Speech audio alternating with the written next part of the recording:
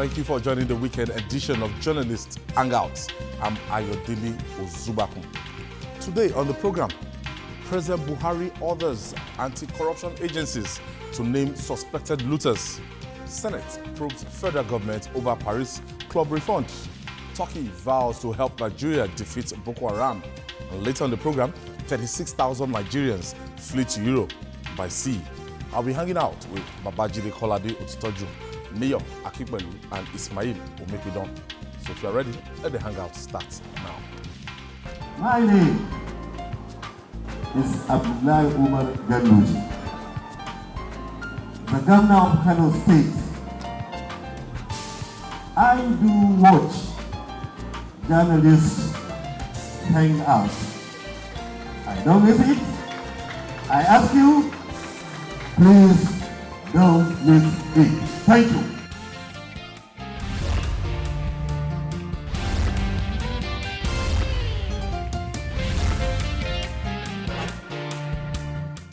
Glad to have you join us. One song on the lips of those following President Muhammadu Buhari's anti-corruption crusade is for Mr. President to summon the political will to name and shame looters. Nigerians have been told that some loots have been recovered, but no one knows who paid them back. As the clamor became quite deafening, a federal high court in Lagos offered a ray of hope on the issue. It ordered the government to release the names of high-ranking public officials from whom public funds were recovered. When many thought it was Uhuru, the federal government decided to turn deaf ear. Months after the court order, the Attorney General of the Federation, Abubakar Malami, says President Buhari has given the nod to do as the court ordered. What should Nigerians expect in weeks ahead, naming and shaming the alleged looters? We call them alleged looters or just stricto sensu looters, because some of them are said to have returned the money. That is like an admission of guilt. Well, they are still suspects. Okay. It's only the court of law that can pronounce someone guilty of an offense. They are still suspects.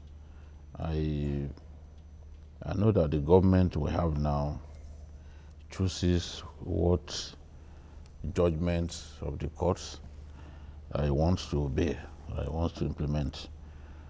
I'm not so certain that the government is willing to carry out this judgment of Justice Shagari, Diza Shagari, because I remember some time ago, Alhaji Lai Mohammed said that, look, if you go ahead to name these looters, some of them voluntarily came forward to say, look, take this money.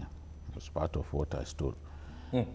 He's saying that if they do that, nobody will come forward in future. So I think the government is trying its best to not worsen situations for itself. Yes, according to SERAP, the reasons for which the government does not want to release the names of looters cannot be more important than the reasons for which Nigerians deserve to know what is going on. And the court has said, look, you should even mention the circumstances in which these funds were recovered and how much was recovered from each person. But it's a difficult situation for the government. I know that the SERA people met the Attorney General of the Federation, and he made that promise to them. It may have been a political statement, just for them to for the short man who leads SERAP and others to leave him alone. You know, I don't think they are in position. I don't think they want to name. Look, it's not so difficult. This judgment was handed down in July. If they wanted to implement it, they would have done it a long time ago. So you see, I've grown used to a situation in which the government tells us this is what they want to do, And because they believe that it is in their worst interest or in their worst disinterest to do such a thing, they just waste time until you people forget about it. Another issue will come up. The Sarah people, you know, will start another trouble somewhere. We'll be talking about that. They will forget the one for which they even got the judgment. That is the way. I hope that Abubakar Malami will prove me wrong. But I think I know the man who is president of this country. I know him to an extent. I'm not boasting, but I know that as far as he's concerned, give us the money. You know what he did when he went to London, and they were saying that will he accept an apology from Cameroon? And he said, as long as that he's not interested in an apology, all I'm interested in are assets that these people have stashed in your country. I said, just give us the car. Our president was doing like this. You know, just give us the money. That is what we're after. I'm not interested in an apology. We need money to build infrastructure, to do so much. Our country, we are borrowing as little as 1.2 million. The vice president was writing to the Senate to ask for just $1.2 billion. As little as that. So if these people come up with money, they will gladly take it. It's funny.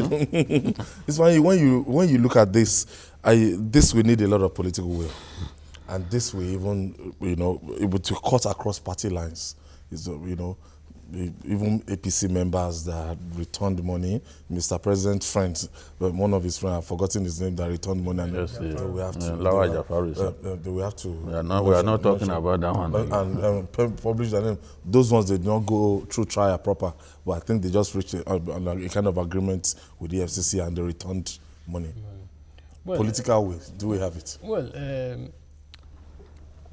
even if they don't have the political will now, because we are going into election, it will get to a point they will be forced to name some of them.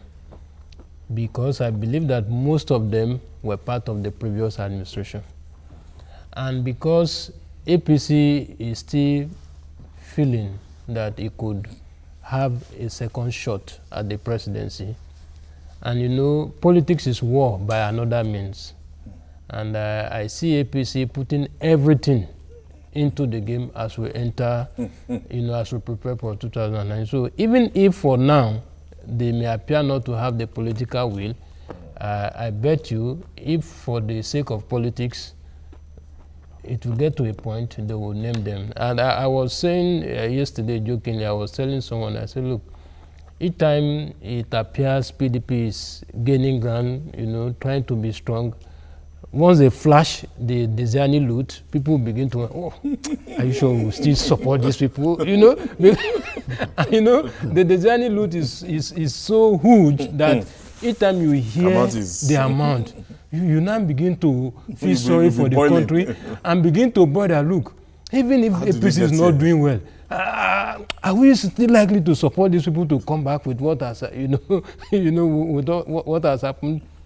During the administration? Because if you go by the list of the recoveries that the information minister read out to us, sometime this year, you discover, sometimes last year, you discover that the monies involved are so huge. 78 billion.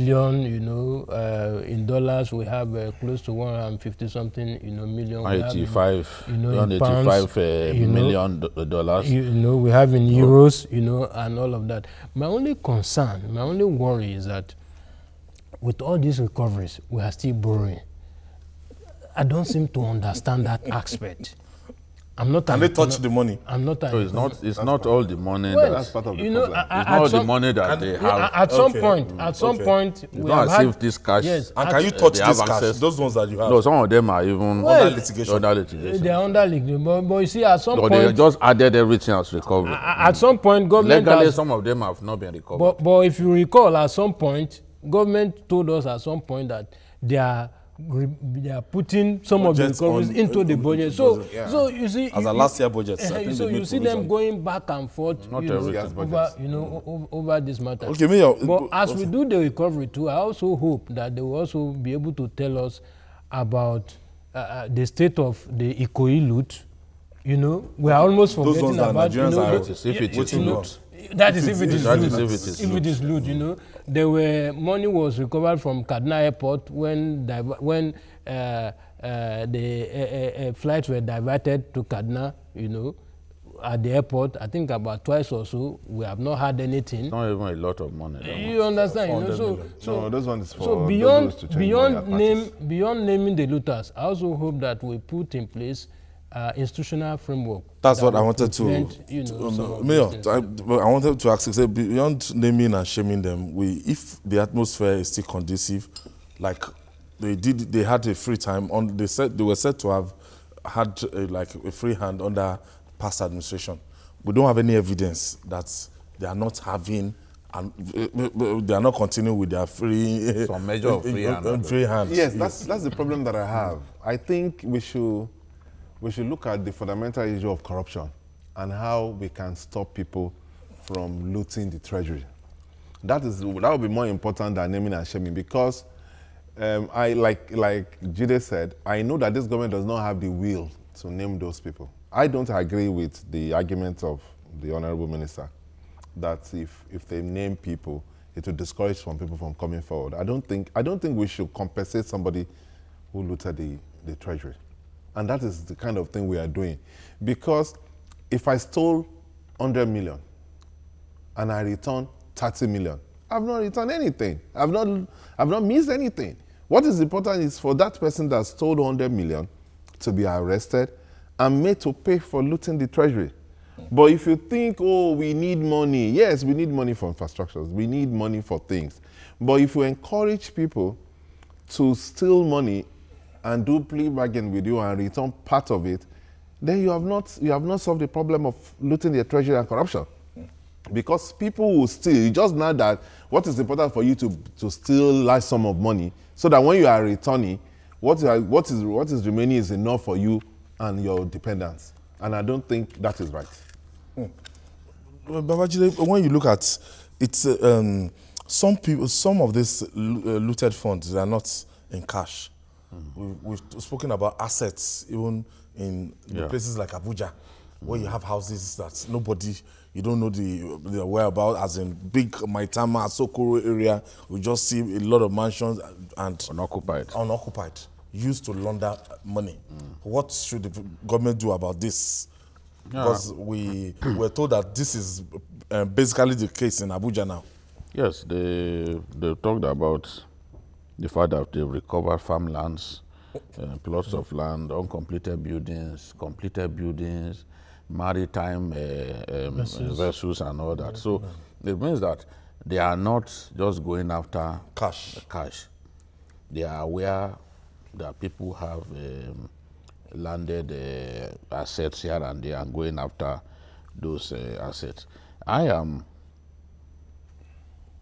hoping that we can find a situation in which even assets abroad that people acquired with our funds, those assets, we can reclaim them and probably convert such physical assets to cash, for our country. Because I was watching an Al Jazeera story where they were mentioning who have houses in choice areas in London. You know when Cameron made that statement, I said on this program that Cameron, Britain, is fantastically complicit in the looting of Nigeria.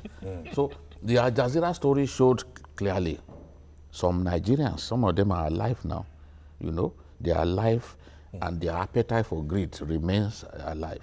So they showed buildings owned by those Nigerians in choice areas of London, and they showed how they are able, that the British system allows thieves from Africa to easily buy choice property in London. The system is weak, and it ensures that you can actually buy the property through a third party, but after a while it belongs to you. So if they have that kind of system, then it means that beyond just shaming our country before the Queen, they too should do something about their weak system. Yes, which allows our people to go there and money that they've stolen here to be buying choice properties there. So if we can recover some of those properties in Dubai, in London, Dubai is now the another place, destination now. Yes, because for a long time they felt it was safe. And when they steal, especially our people from northern Nigeria, a lot of the thieves from that part of the country, they've opted for the UAE to go and invest what they've stolen, you know. But now that the president has hammered out a deal with the UAE government, they will regret that it's Dubai that they've gone to buy houses. All right, after this break, Senate probes federal government over Paris Club refund. Stay with us. We'll be right back.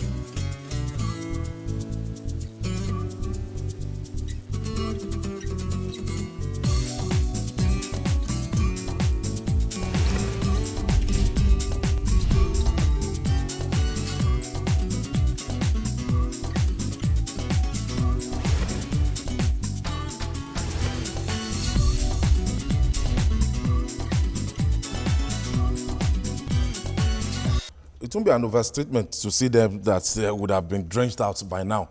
Now, they came at a time when many states had gone bankrupt and governance was at its standstill. But now the rain is over. It is increasingly clear that the land is dry. President Buhari, on a few occasions, had to question how governors used the funds, as many states still owe workers' salary. Today, the Senate has introduced a rather interesting twist to the story. It has resolved to probe how the bailouts and the Paris Club refund were approved before the federal government disbursed them. What is really going on, gentlemen? Mayor, let me start this from you. I don't know what the Senate is talking about. They have no business. It's not a fund that you appropriate. It's a refund, and every state has its own contribution to that fund. The Paris Club fund proper now? Okay. Because it's a refund. Okay. So I don't see why the Senate, but you see the problem with the Senate and the House of Representatives is either they are not busy enough or they want to make themselves relevant because they want to get involved in governance. They want to get involved in things that should be done by the executive. Only Paris fund, this Paris fund that is involved. There was a bailout. Yes, where did that bailout? Was it appropriated for? Yes, I don't think it was appropriated. But you see, but they should have, when the bailout was done, you understand? When the bailout was done, they should have complained then. The first time, they didn't do yes, anything. They should have complained. We've had now about three. Yes. Including the budget support. Yes. So what are they talking about at this stage? Why are they raising the point now? I agree that yes, for the bailout, it ought to have been appropriated. You understand? Because the federal government has to explain where they got the funds from in the first place, because it was not appropriated for. But they didn't make an issue of it then. Why are they making an issue of it now? Ismail, does it matter the time they are asking this question? I thought we are trying to build institutions here. That, yes, it is not President Muhammadu Buhari's money. Yes. He cannot just say, I want to bail you guys out. That we have arms of government that when it gets to certain fund of government, that this other tier of government must be aware. As a matter of fact, whether it is Paris refund or bailout, if we go by the provision of the Constitution, Section 80, subsection 4 of the 1999 Constitution as amended, if I quote directly, it said, no money shall be withdrawn from the Consolidated Revenue Fund or any other public fund of the Federation, except in the manner prescribed by the National Assembly. So what it states clearly is that for any money, whether Paris or no Paris, for any money to be disbursed at all, it must be disbursed in accordance with the law of the land. And who are in charge of making the laws of the land? It is the National Assembly. I agree that when it started, they looked the other way. But if you look at the way the government also started, there were so many things that the National Assembly allowed that, look, let us help stabilize the government. One of which was the 2016 budget. I tell people that if we were in a society where law works, citizens should have gone to court to even challenge the executive for implementing that budget, because that budget did not pass the test of law. Don't forget that when the budget was passed, there was crisis over pardon or no pardon. The president now said, okay, remove this, remove that, remove that. Now, eventually, when they remove all that and they clean up the budget was never returned to the National Assembly, but was taken straight to Mr. President to assent. And that is not what the law prescribes. You know, so at the beginning, the National Assembly did everything to help stabilize the government, but maybe they have seen that in trying to stabilize government, laws are not being followed. And I make bold to say that even though Nigerians' expectations were very, very high as per, you know, having a government that will follow the rule of law, that will, you know, ensure that things are done properly. Sadly, what we're experiencing in terms of obeying law, in terms of following due process, for me, is not too different from what we experienced in the previous administration. Correct. The gravity may differ, but honestly speaking, I haven't seen any difference. But Senate, fine, let them go ahead to probe, but again, how many of the probes have they carried out and we've seen results? That also is another issue. Babaji, is this Senate becoming overbearing? Oh, the thing is, the Senate led by Bukola Saraki is a very vindictive one. Vindictive even against members of the Senate who are seen to not toe the line of the Senate president.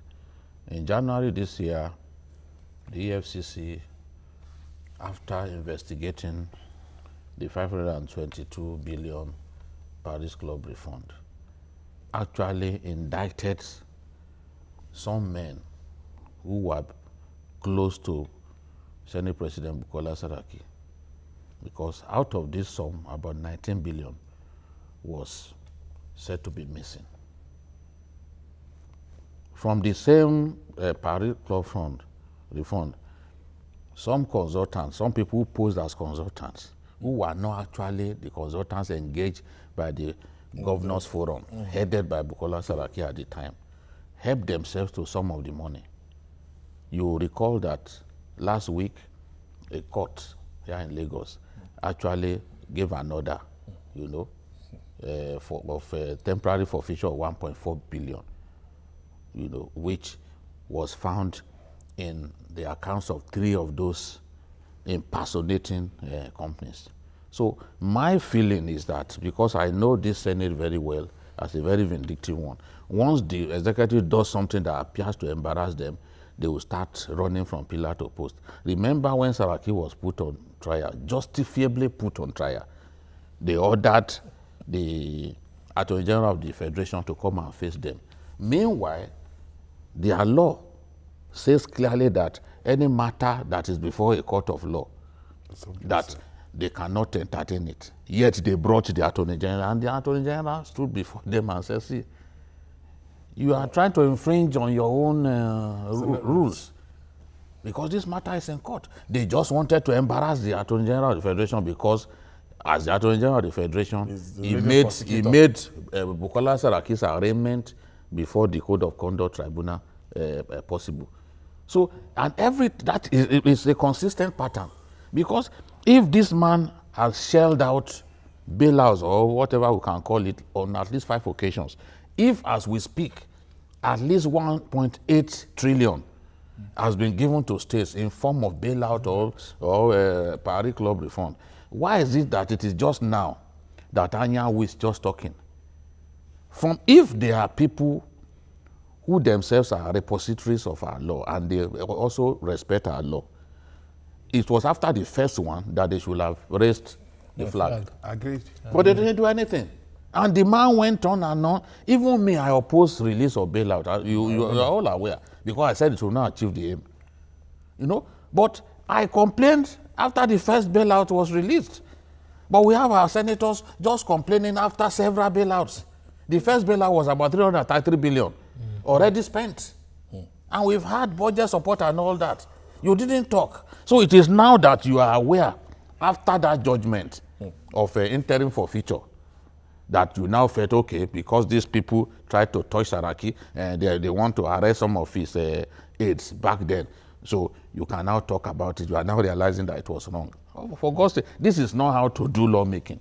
It's not. You don't wait until after the act and then you start complaining. Several times. It shows that they don't even know what they are doing. Because look, if you came to my house, I identified you, I didn't do anything. You came a second time, I didn't do anything. Then I waited until you had robbed me a dozen times before I complained. Then something is wrong with me.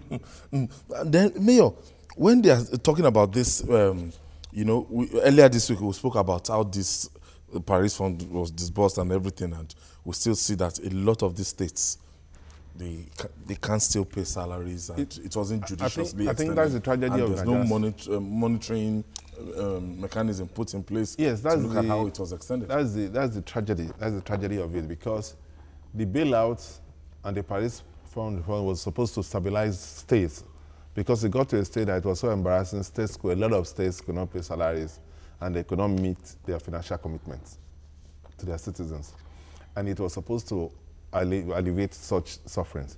But what we realize is that a lot of governors have turned it to another security vote. They determine how it should be spent and how it should be disbursed. Even the salaries that were supposed to be paramount was neglected. Some months were paid, but ultimately a lot of these states are still owing salaries. So that is why, like I said, I'm against this bailout. If you are going to give a bailout, it must be for a specific purpose, and it must be seen for it, because initially the finance minister said, before you can get another tranche of this money, you have to account for the one that have been paid. But if you remember that the Kitizone was delayed for a long time because they said they would not be able to account for the one that they collected before, and they delayed that. But they are not seeing that. The others account. Maybe that was just being political. Yes, the other state, did they yes, account? because now you give people money and you are not interested in what they've done with that money, which I think is wrong. Because a lot of states, you know, there was a rumor. It's a rumor because that was not proven, that a particular governor spent part of his money to. There's somebody that they returned 500 million after he was threatened. Yes, one of them was even alleged that that he didn't need that bailout. He just collected it to use for another project. He wasn't owing salary. Yes. That means that's there's no real. Yes, that's why I said no monitoring. Yes, nothing. no monitoring, because he shouldn't have even been able to collect that money.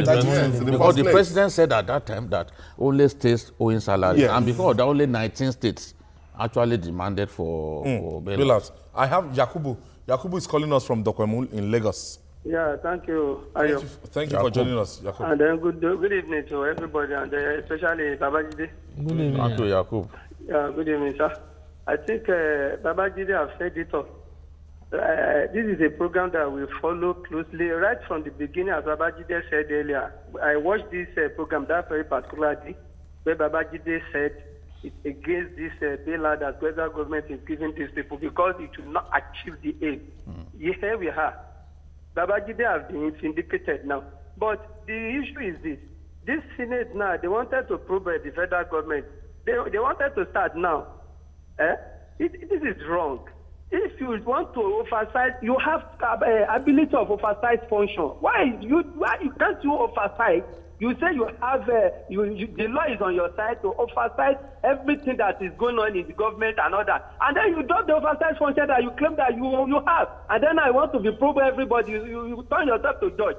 Thank you. God bless you, sir. Thank you, Yakub. Ismail, but it doesn't still change the job of these lawmakers? No, well, you know, it's part of their job, you know, to look into the books. But like we have all seen in the past, I wouldn't want to use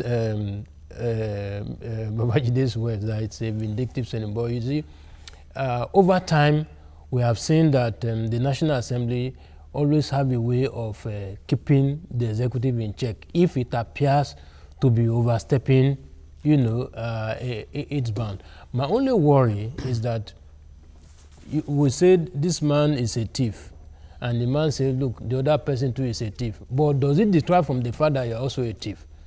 So I think what we should be interested in is, look, has the executive, you know, violated any law with what they have done? Now, if they have, how do we remedy it? Not necessarily for now, but, you know, for the sake of tomorrow. Because, you see, we're in a country where, you know, the way events happen, sometimes we even find it difficult to keep track of the issues.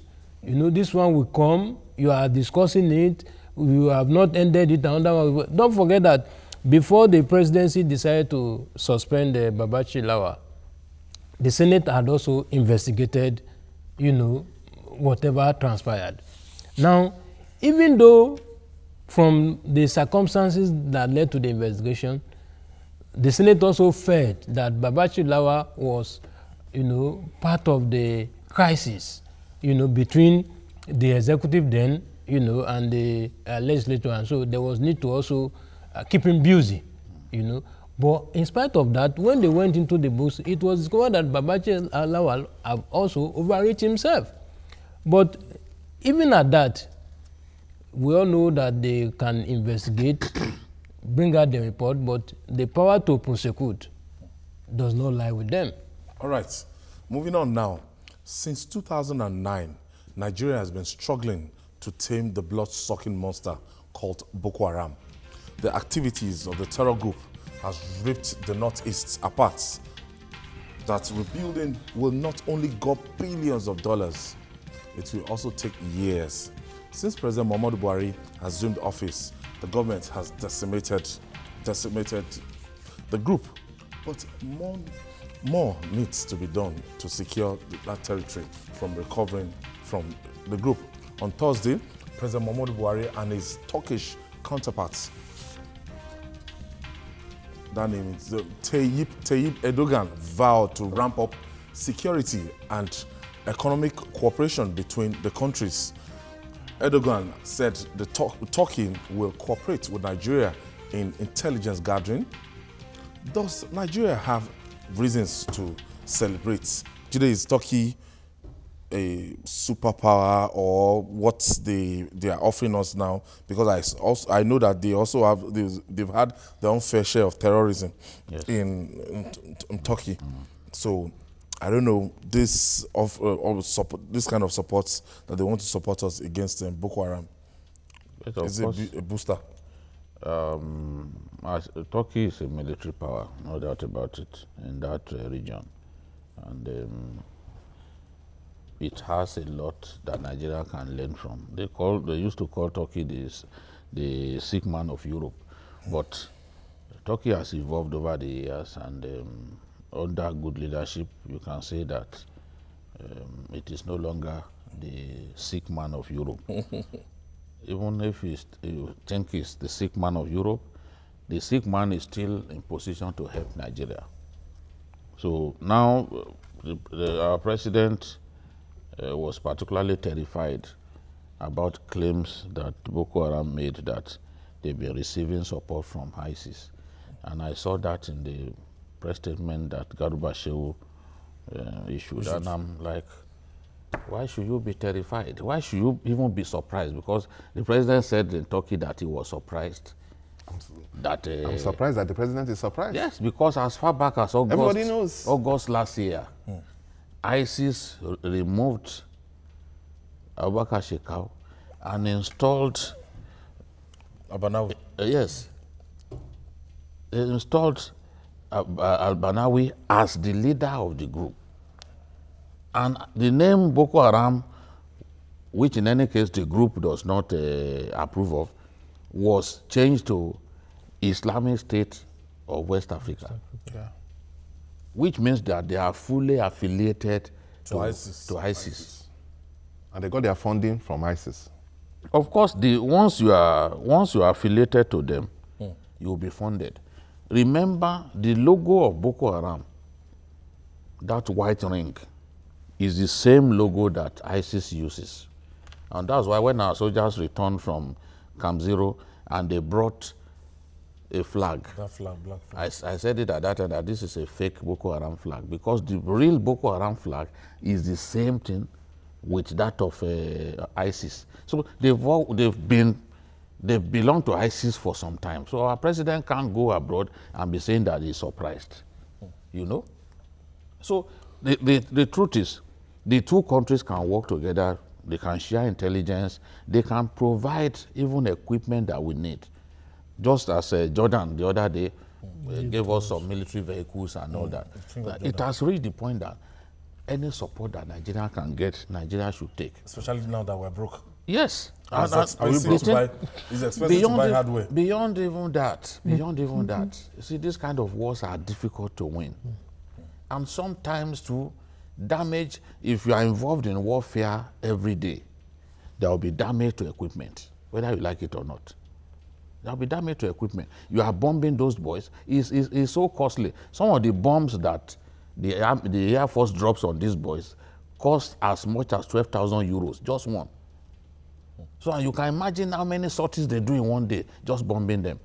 So it's very expensive. The Air Force chief told us the other day that they spend on the average 400 million buying fuel alone for our aircraft. So wherever we can find help, we should be ready to take it, because this war is not well funded. Is the reason that Chad, for example, is reluctant to continue to fight on the side of the multinational joint task force. Because it's expensive, yet Chad does not see anything that it is gaining. So what we need is for some of those countries that have influence on Chad to be able to say, see, you are crucial to the defeat of Boko Haram. If you pull out, Boko Haram will have a field day, because a lot of those Boko Haram fighters come in from Chad. That the border areas are porous. So I'm happy that the president has been able to engage the president of Turkey, so that whatever help that they can give us, they will give us. Right now we can say, oh, we boast all over the place that we defeated Boko Haram. But on the day that that the president was engaging the Turkish leader, Boko Haram launched an attack, which their goal was to kill the commanding officer in Damboa. They launched an attack on our troops. They killed some of the soldiers, wounded others. So this is not a war that has ended. And because it has not ended, whatever we can do to ensure that we defeat these guys, wherever help can come, we should be ready to take help. Yeah. I'm okay. I like the idea that we will share intelligence with Turkey, because, like Jide said, Turkey is a major player on that axis. Though ISIS has lost Raqqa, and they've lost the state as it is, the Islamic State as it is. But Turkey is a major player within that region. But having said that, I'm not excited about Erdogan, because Erdogan is not somebody to be trusted. He's a bloody dictator, a very vicious dictator. And I think part of the reasons why he's meeting our president is because they didn't play by the rules. The same Erdogan was there when one lousy Turkish guy went on social media claiming he's an ambassador or whatever, and he was running Nigeria down during the time of this IPOB problem. Just be an insignificant fellow. Yeah, that's one. Two, he was very, during the time after that coup, and he clamped down on so many people in that country, arresting so many people. Arrested. Journalists, there are more than 2,000 journalists in jail right now in Turkey. He's a very vicious dictator. I don't like him. He won't claim that the coup was planned here in Nigeria. That's what I'm saying. That's where I'm coming to. Arresting Nigerian students. Yes, that's what I'm coming to. Because because he wanted us to close those schools, you know, because the failing society had some school that some of the Turkish schools in Nigeria have affiliation to that society, and they wanted Nigerian government to close those schools. And because we felt it is not in our interest to close those schools, the Turkish government went against us. They were trying to now rope us in to say, okay, we know more about it and all that. So for him now to suddenly say, oh, okay, we want to do that, he's just being smart. But like he said, anywhere we can get help from is still a plus for us. Anywhere we can get help from, especially because what I've seen is that the collaboration is an intelligence gathering aspect. Area. So we can, yes, we can collaborate with them in intelligence gathering. But I'm not excited because Erdogan is not somebody you can trust. I think I share that last part of his submission because I recall when he visited Nigeria in March 2016, that was the same thing he said, that the country would be willing to assist and partner with Nigeria in the fight against terrorism. And if you calculate March 16 to now, it's over a year. So what has he done in terms of assisting? So in fact, when I saw the piece of the information, what came to my mind was exactly what Mayor said. I said, oh, probably he wants to see if he can box the Nigerian government into a corner to close down, those schools and other interests affiliated, to the man is expecting to be, one of the financiers, of the coup. That was what came to my mind immediately. But having said that, I think there's a general consensus that, look, we need to defeat Boko Haram, and wherever we can get the help from, in whatever form, I think we should not, shy away from it, so that the successes we have recorded so far are not lost, are not in vain. Okay, I have this call. Peter is calling us from Taraba State. Thank you for joining us, Peter. Yeah, thank you. Yes. Good evening, gentlemen. Good evening. Go ahead with your contribution. Okay, my contribution on the issue on hand. Okay, for the past discussion about the Senate investigating some federal agencies. Well, I don't like the idea of condemning the Senate. You see, because no matter the timing, hence there's issue. The timing may be wrong, but that should not be the argument that maybe that will stop the investigation. Because that even my blame go to the presidency that you are giving the form, because as the first one that they give, if it was not well utilized, they shouldn't have given another one. So let them make sure the first one is accounted for. Because now, we are demanding for more money, and what the purpose of the money is not achieved. You see, so the major thing goes to the people that are giving the money, seeing that the money is not well utilized, and they are still giving more. And the issue of collaboration, there are times Nigerians, our president, we are collaborating with Saudi Arabia on this. I don't know how far that collaboration with them has gone. There's sometime, I think last year or last 2 years. Thank you, Peter. This is Toki, but thank you all the same. Thank you for calling from Taraba. Babajide, rounding off on this now. So, if you are to look at the war on terrorism right now, and you see what will be requiring to do the mop-up that this stage they're in now, should it be the infantry guys or the Air Force that the federal government should seek help for in terms of hardware? No, we need equipment for the surface troops. We need equipment for the Air Force as well. As I can tell you now, our drones are not in action. And those drones were very useful. For surveillance? Yes, they were very useful, not just for surveillance, but even taking out the enemy. Really? Some of the most accurate hits that we had on Boko Haram hardware, Boko Haram tanks and all that, were carried out by the drone. So right now, because of the problem of parts and all that, those drones are not flying at this time. So wherever help can come, we should just take it, because, as I always say, the enemy has not been defeated. You may have reduced their capacity to cause damage, but they have also shown that they can wait for months. It will appear as if they are dead, but suddenly they will strike and inflict serious damage that you will be talking about for months. Look at the attack on those oil workers. It happened at a time when Boko Haram was not really active. Yeah. But look at the maximum damage that they inflicted. They killed 18 soldiers in one attack. All right, now, moving on. In the last 2 years, the world has witnessed a kind of horrendous migration crisis. People have been displaced by wars, environmental disasters, among others. They have embarked on dangerous journeys to Europe, and thousands have died trying to cross the Mediterranean Sea. As the world struggles to contain this human tragedy, countries are beginning to separate the chaff from the wheat. Now, the federal government says more than 200,000 Nigerians fled the country in 2016 alone and were granted refugee status in neighboring countries. It says about 36,000 others went to Europe by sea. Most Nigerians who embark on this dangerous trip were not displaced by Boko Haram insurgency, but by the stifling economic reality that threatens the future. When will Nigeria reflect the true color of its flag?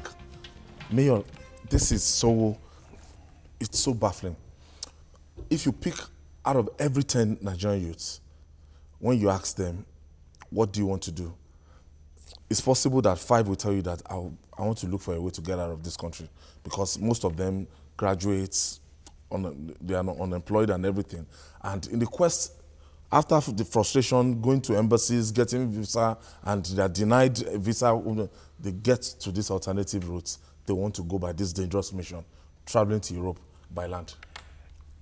It is a tragedy that is still happening. This thing started a long time ago. And you remember that there was a guy that crossed the desert that did like a documentary on it, sharing experiences and all that. The Nigerians still do that. I find it amazing, no matter the economic situation. Is it that bad? That's why I'm shocked. Because you can see people cross the sea. That's just the final part of it. Their movement from Nigeria through the desert to get to Libya or Algeria to cross is unbelievable.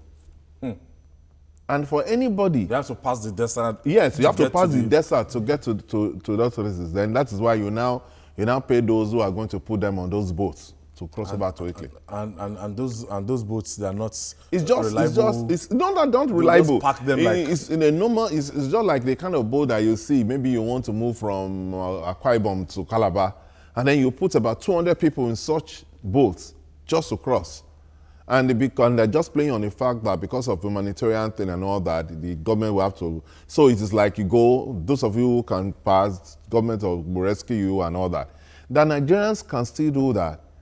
I find it shocking. But I think the problem is not basically the economy, but it's because of our misplaced values in the country now.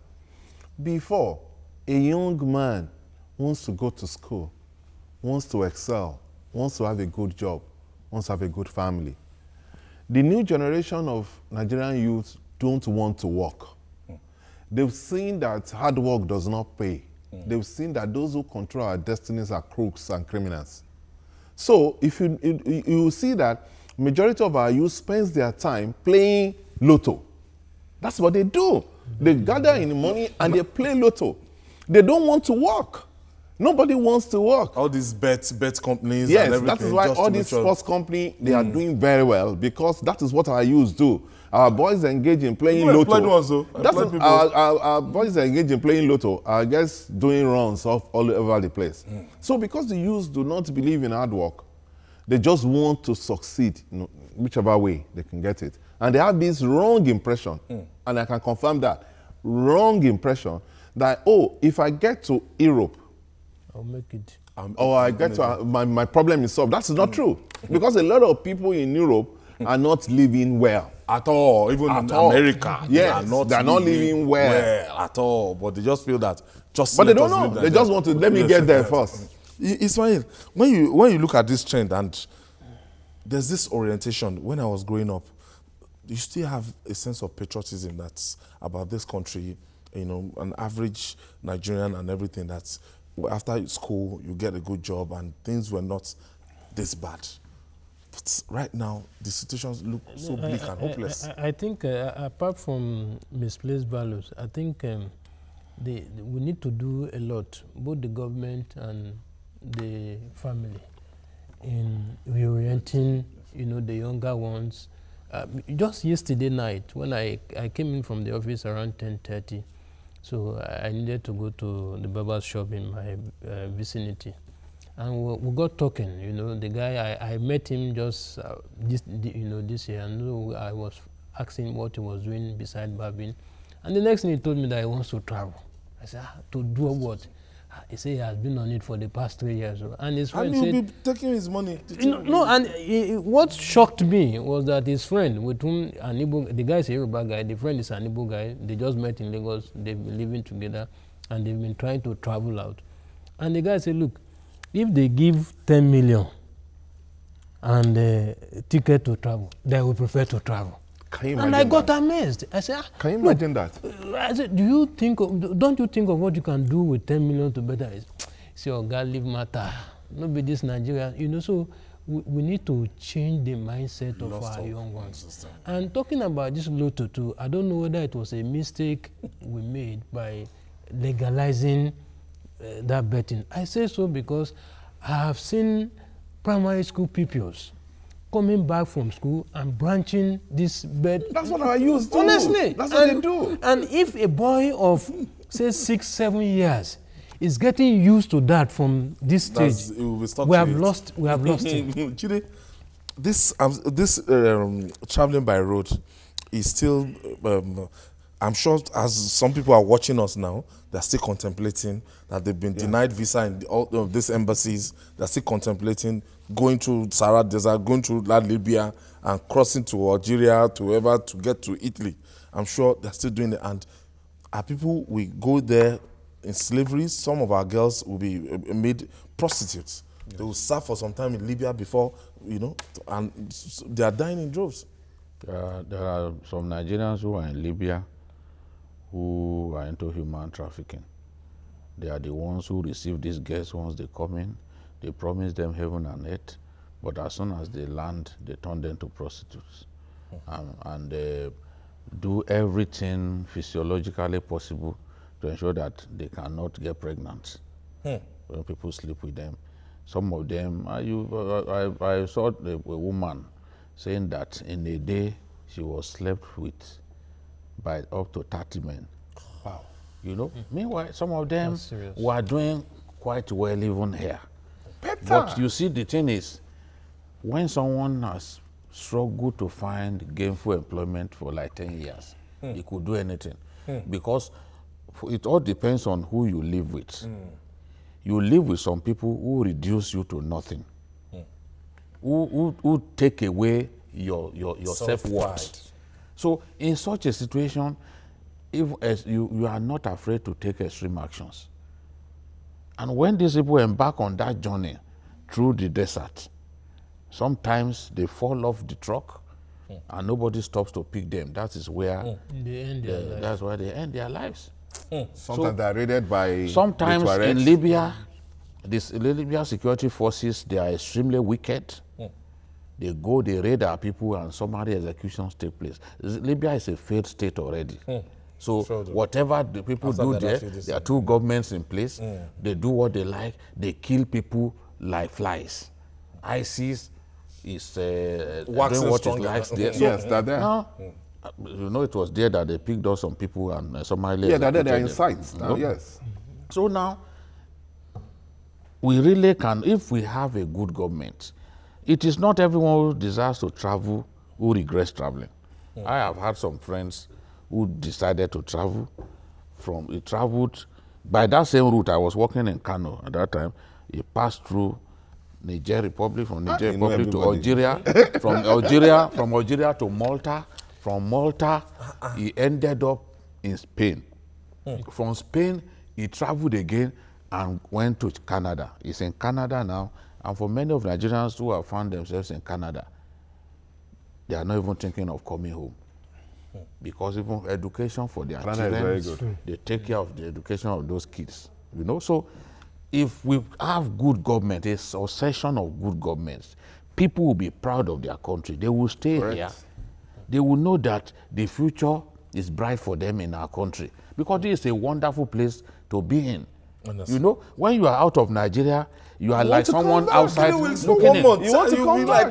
There is that pool, there is that extraordinary pool that will be telling you to come home. Come home. Because there's no place like home. Honestly. You know, but unfortunately, the pains, the poverty, when the House of Reps talk about poverty, look, they merely scratch the surface. You need to see how our people are suffering. I've talked about what in Ilorin they call Gari Jollof. Where people Gari Jollof, they just put granola, palm oil. They just mix it with gari and just eat it and then drink water. I was in school too. You know, so people can't afford their 3 square meals. You put onions. And sometimes these boys will look at their parents. They will say, "Look, when I travel and I make money, I will make you happy." It's not most times it's not even about them alone. They can't watch their parents suffering. Some of the girls who have taken to prostitution, they want to use it to take care of their families. We need to go. Thank you. Thank God it's Friday. And thank God it's just Friday. You know. So we'll be back by Monday. That's what he says every day. Every Friday he talks like this and nothing happens. Nothing happens. We cannot say anything like that. He will be boasting about something will happen today. There's always... Thank you. And Babajide Otitonjo. That's all this week. Join us next week for other interesting episode of the program. I'm Ayodele Ozubagun. Watch the repeat broadcast tonight on all our platforms. See you next week. Nice weekend ahead.